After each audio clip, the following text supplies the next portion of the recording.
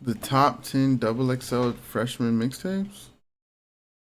Bam, welcome back. It's your boy CJ for CT, and today we're bringing you one of our most exciting breakdowns yet. Ranking freshman classes? Check. Top 10 albums? Been there, done that. This time we'll be looking at the 10 best mixtapes from XXL selections. Since the arrival of the streaming era, the mixtape has all but died out. During the publication's peak, however, you need I wasn't ready to see that much of Nipsey Hussle's underwear. Think of it like a cover charge. Same rules and limits apply from the album ranking. One entry per artist. Definitely get active in the comments. Just don't be the fifth person to say, how could you miss insert artist here? There's 10 slots, dozens of classics. How could you miss suck my... Like, subscribe, and share the content. And if I don't? It doesn't have to be in that order, but it does need to be done. Let's get into it. Number 10, Lil Uzi Vert. Lil Uzi versus the World. We tapped in with our class ranking culturally video. impactful. I thought that was fucking Batista for a second. Where we drew the line between millennials and Gen Z. Well, this mixtape serves a similar purpose. Except this time we see a clear distinction between pre and post streaming services, but we'll save that discussion for a different video. Okay, so what do you need to know about Uzi's selection for this list? For starters, Lil Uzi versus the World could throw its name in the discussion of most impactful and influential mixtapes on this list. T.I., Jeezy, and Gucci get their flowers for the formation of trap, as they should. Dre and NWA are revered as the forefathers of gangster rap, no complaints from us. We know the label has become a pejorative by this point, but nobody did more to get SoundCloud rap off the ground than Uzi. Production from Molly Raw, Don Cannon, and Metro would set the standard for the zany and unorthodox rap scene that would follow. Aside from the sound and concise structure, so much happening in this video in front of me. On style and fashion has been undeniable. Shout out to Ferris out of St. Louis. He went crazy on that album cover, by the way. Uzi versus the World might have only peaked at number 37 on Billboard 200, but it might as well have gone double diamond on that piff. On a side note, we know the website wasn't really feasible anymore, but who do we need to get in touch with to track these streaming numbers down? Those stats gotta count for something, right? Number 9, Wale. About nothing. This album. Although we're expanding, we've mainly covered two things: hip hop and R&B. Perhaps no artist better fits the intersection of the two than Ralph Lauren, aka Mr. Seasonal Crossover Hit. While the vast majority of fans have only scratched the surface of his extensive catalog, you know we had to do our homework before rolling this one out. Claiming to have seen every episode of Seinfeld, Wale would roll out a string of related works, including the mixtape About Nothing, More About Nothing, and the album About Nothing. We're not going to give too much away, but let's just say two of these projects.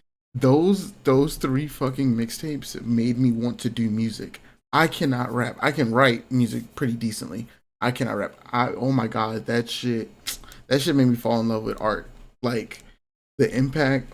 This was solid enough to land Wale in a different ranking video altogether. The mixtape About Nothing sees Wale at his hungriest. It precedes his debut album Attention Deficit and essentially served as the catapult that got him traction outside the DMV. With that being said, its mixing hasn't aged well, and you can hear the limitations that an unsigned artist on the come up in the late 2000s would have struggled with. More About Nothing graces our ranking because while Folarin manages to carry over a lot of creativity and drive he had in the... You hear the development of Wale in those. Oh my god, it's so fantastic. Previous releases, he ups the stakes in the delivery and execution departments. The Breeze, the Breakup Song, and the MC will be the first songs we threw on the aux, but The Friends and Strangers, The Soup, and The War are also excellent songs to circle back to. He even has a song on here with Kevin Durant before he left for Golden State. That's like our version of the Michael Jackson-Shaq team up during the Jam music video. Exactly. Now, before we move on to our next selection, just gotta point out how difficult it is to make these lists as objective as possible. In terms of quality and creativity, more distinction has to go to Summer on Sunset. That cover goes crazy. The LA vibe in his catalog. That distinction has to go to Summer on Sunset. That cover goes crazy. The LA vibes are surprisingly West Coast, and his song selection is impeccable. But we are professionals here, and the theorist must come first. Number 8, Nipsey Hussle, Crenshaw. If we asked you to name the difference between a rapper and an artist in the comments, could you do it? If you ask us, it comes down to presentation. How do you perform in front of a crowd? Are you focused on visuals as well? Do you take creative leaps on every project? Nipsey as an artist is so underrated that people rarely talk about him seamlessly blending his business acumen into his music. After reading Contagious by Jonah Berger, Hussle was convinced that in order to distinguish his music from the crowd, he needed to make a moment last forever. How'd he do it? By releasing a free mixtape that would go platinum on that piff. Of course, there's more to the story. In conjunction with the free streaming version of the tape, Nip had a limited edition rollout selling 1,000 hard copies of Crenshaw for $100 a pop, and it sold out. This move would spark a fruitful relationship with Hove, and the two eventually collabing on the posthumous What It Feels Like, in addition to putting Nip's Neighborhood at the cornerstone of commercial investment and cultural prominence in perpetuity. At 21 tracks, including a 12-minute outro, the project is a bit bloated, but when you get classics like All Get Right, Check Me Out, and 4 in the Morning, it's hard to single out tracks that should have missed the final cut. Nipsey's Proud to Pay model would go on to inspire independent artists like Chance the Rapper, Frank Ocean, and Russ, with his intellect and aspirations ultimately making him a one-of-one talent and leader. Since we're talking mixtapes, be sure to check out Mailbox Money and Slauson Boy 2. Feel free to rank those down below. Number 7, Joey Badass, 1999. Nigga. Oh my, go ahead. Very conflicting emotions about this mixtape, so forgive us for stating the obvious. Not only is Joey's debut spectacular, he dropped the project while most of his peers were coming off their junior year in high school. Despite his extraordinary potential and exceptional effort out the gate, we've never been able to shake this feeling of force-fed nostalgia. Before we even had time to process the highs and lows of his tape, Joey was already drawing comparisons to the other teen prodigy out of the Big Apple, except this time, Bitches, you just hit me with a mother. I'll shoot you. instead of feeling like we stumbled upon something we never heard before, we got a body of work that felt a little too familiar. It's normal to reminisce about the good old days, even if New Yorkers seem to perpetually stroll down memory lane. But Joey got his hands on some reimagined boom bap beats, dialed up his best Brooklyn MC impression, and East Coast aficionados ate it up. Okay, calm down, we're only half serious. You'd never catch us equating Dilla, MF Doom, and Chuck Strangers to recycle boom bap. The point still stands, innovation and experimentation were the last things on Joey's mind back in 2012. Their ages This mixtape is how I got introduced to MF Doom. and lyrical approaches might have been similar, but with their debut sitting on the opposite end of the impact spectrum, we're gonna put the comparisons on the back burner. Joey can still top a 30 under 30 list, so the story is far from finished. Even with our mixed reactions to the tape and Joey's current legacy, 1999's inclusion on this list was never in question. Influence aside, your man went ballistic on tracks like Waves, Daily Routine, and Righteous Minds. You can't even discuss 2010's lyricism without mentioning Survival Tactics. The most underrated aspect of this project has to be Joey's willingness to put the pro-era team on, yet still produce career highlights in his solo moments. Maybe we spoke too soon about those comparisons. No, not Nas. Badass in a lot of ways was shaping up to sound like the second coming of Tupac. He's got one foot in the studio and one foot on the movie lot. His demeanor is rebellious and he's always 10 toes down for his guys. We don't need to remind y'all about the Outlaws features, do we? Number 6, Future, 56 Nights. Fans of DS2's I'm gonna be honest, I've never been a fan of Future like that. I do think he has some hits though. I can respect his songs, but I don't listen to him unless he's a feature. His music is not for me 100%. He do have some hits, but it's not my testimony. Not my consistent testimony. know the meaning are familiar with Esco's Abu Dhabi prison stint. For those unfamiliar, let's just say the story behind this project's creation not only makes this Future's most miraculous mixtape, it also makes it his most impactful. Being Hendrix's 15th mixtape, 56 Nights highlights the Atlanta MC's insane work ethic while disproving any narratives of overnight success. Then again, if you thought his come up wasn't organic, you couldn't have been outside during his run from Monster to Purple Rain. We might not have gotten the 400 songs that were on Esco's hard drives at the time of his arrest, but we did get March Madness, and that's a trade-off we'll take 10 times out of 9. Completed right before Future set at South by Southwest in 2015, the tape would be met with universal acclaim and an extended aux shelf life. While it does have the 808 Mafia executive production tag, Southside is the man behind the boards on 75% of the project. His trademark 808s come blaring through on bangers like Diamonds from Africa, Never Gonna Lose, and Trap Ends. The latter would be the only holdover to make it to DS2, granted it was a deluxe edition cut. Yo, let us know down in the comments, out of his iconic mixtape trilogy, which tape is your favorite? Number 5, Chance the Rapper, Acid Rap. Chano has cultivated a very whimsical Nigga, the new Chance shit that's dropping, it's a mix of 10 Day with coloring book. Oh, it's so heat. Reputation for himself. He can't go anywhere without the I love my wife jokes following. Doubters and believers alike are waiting to see if his newest project can serve as a bounce back from the big day, and who can forget those random ass Kit Kat commercials. Break me off a piece of that Kit Kat bar. The album cover Hey, might bro, evoke Chance was getting to the bag, bro. I respected it, bro. Bro thought they was talking shit that he couldn't make the same music after coloring book. He dropped the big day. It had some hits on it. It did feel like a mix of acid rap, and he was like doing acid rap, and he was going to coloring book, which is weird because I feel like because these people started so young when it comes to music, they blew up. Some of them blew up big. It does kind of change how how you grew up, so you don't get to experience certain things that a lot of older musicians experienced because your experience was technically cut short.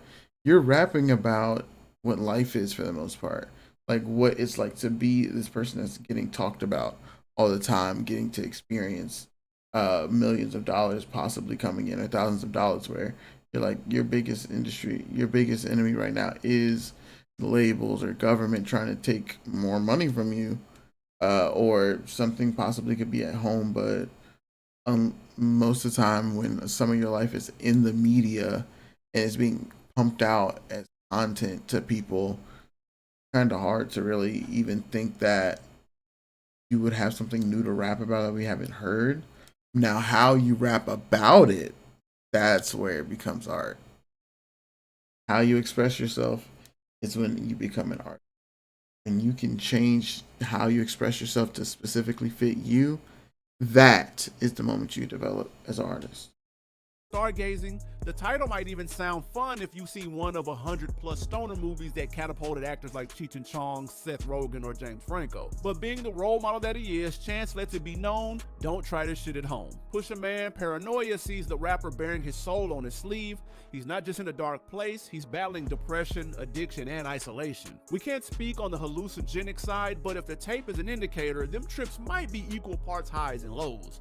Songs like Juice, Everybody's Something, and Favorite Song see the Chi-Town native euphorically practicing self-love, humility, and spiritual growth all in one. We had seen Kanye, Common, and John Legend breathe an air of excitement into the city in the mid-2000s. Fast forward nearly a decade later, acts like Chief Keef, Chance, and Dirk felt like the second coming on steroids. In a lot of respects, Chance had been positioned to lead his peers into the promised land. Impact, quality, influence, all roads can be traced back to his 2013 breakthrough. Factor in features from Childish Gambino, BJ the Chicago Kid, Saba, and Vic Mensa, it's not surprising to see the heights he would surpass in the next 3 years. 2014 like Freshman Selection, Global Hitmaker, the first not-for-profit Grammy, and perhaps the most impressive feat of all, working with the hometown hero, Mr. West himself. That's a pretty stacked resume for the guy with the 3 on his hat. Number 4, Big Crit, Return of Forever. King remembered in time. Big Crit is so fire. I just don't be thinking and listening to him, but he's so fire. Catalog that deserves its own honorable mention. While Crit, born Justin Scott, has 4 mixtapes that could have landed him on this ranking, we feel Return of Forever offers the most comprehensive look at what the 2011 freshman does best. In addition to robust lyrical performances on tracks like Time Machine, Dreamin', and American Rap Star, we get reflective Crit on Free My Soul and The Vent, and Subwoofer Crit on Country Shit and Highs and Lows. No pun intended, our 14 song is by far the heaviest in our rotation. Fire. If you're streaming it on DSPs, you've got about 7 songs short, including the aforementioned R4 theme song, Time Machine, The Vent, and Country Shit. We know sample clearances can pose their own challenges, but if you have to gut the project's best material, that feels a little counterproductive. When looking at artists whose mixtape runs went beyond prolific, you get a very short list of names. We get either original material from the likes of 50 Cent or Wiz Khalifa, or re-envisioned works from the likes of Lil Wayne or Wale. If you're really lucky, you'll get the output of a Wale with the quality of a 50 Cent.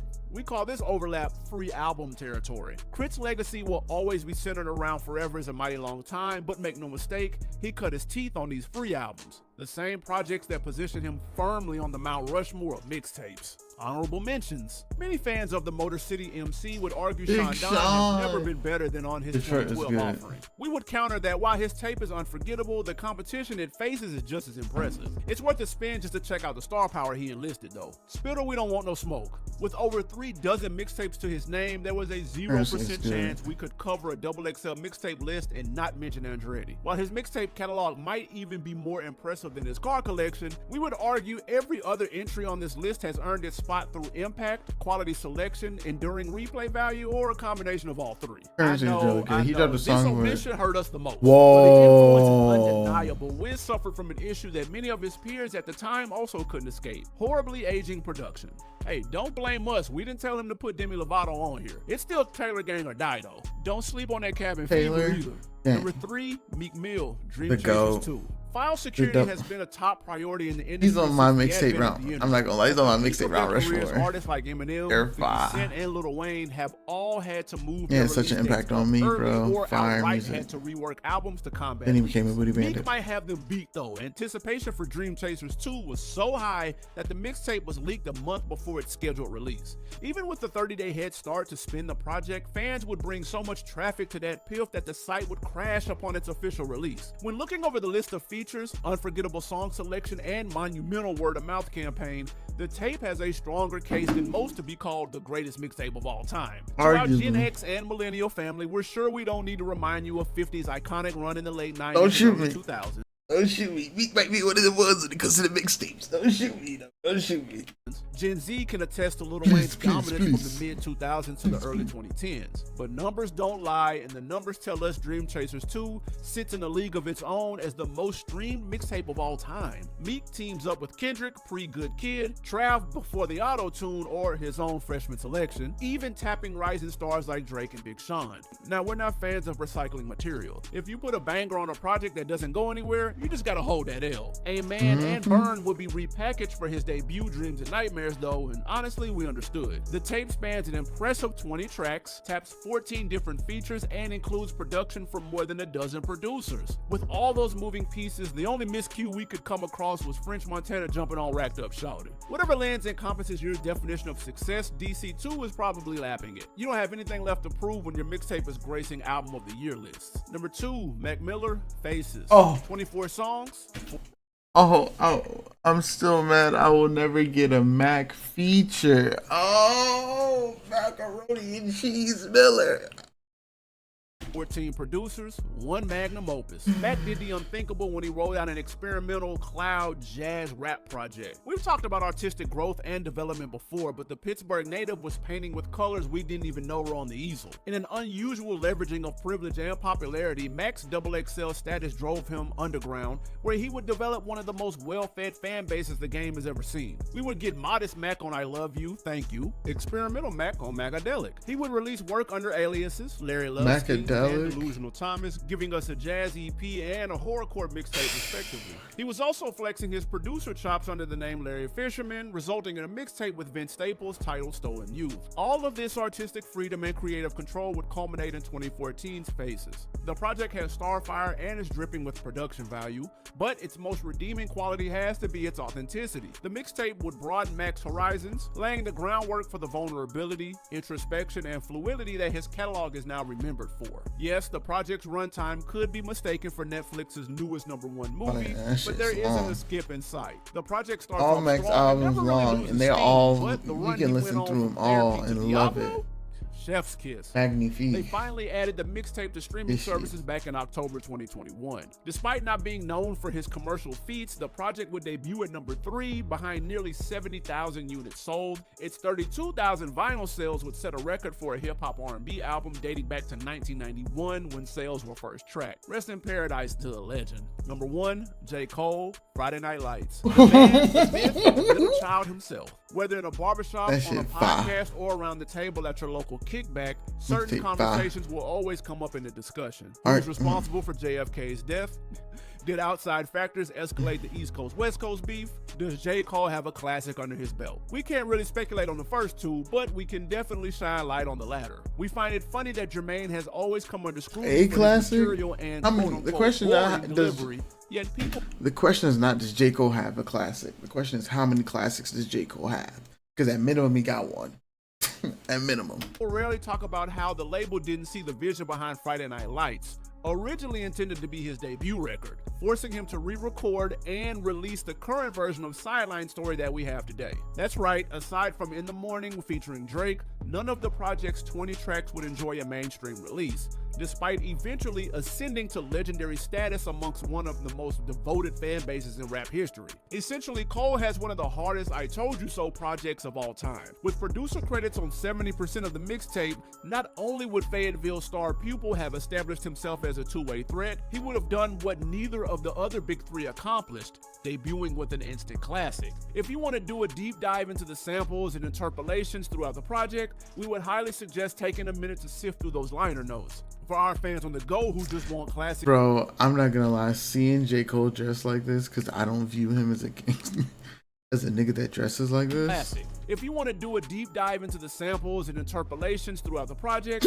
we would highly suggest taking a minute to sift through those liner notes. Oh For our shit, fans I'm on the sorry. go who just want classics That's to add funny. to the playlist, we got you. Filmatic, Enchanted, and Too Deep for the Intro are personal Enchanted? favorites. But then there's joints like Love Me Not, The Autograph, and Sea World, which also sowed seeds of artistry he would later reap on records like Forest Hills Drive, KOD, in the offseason. Yo, they got some saying about those who can do and Again, those who it's not how does he have a classic? How many classics do we got?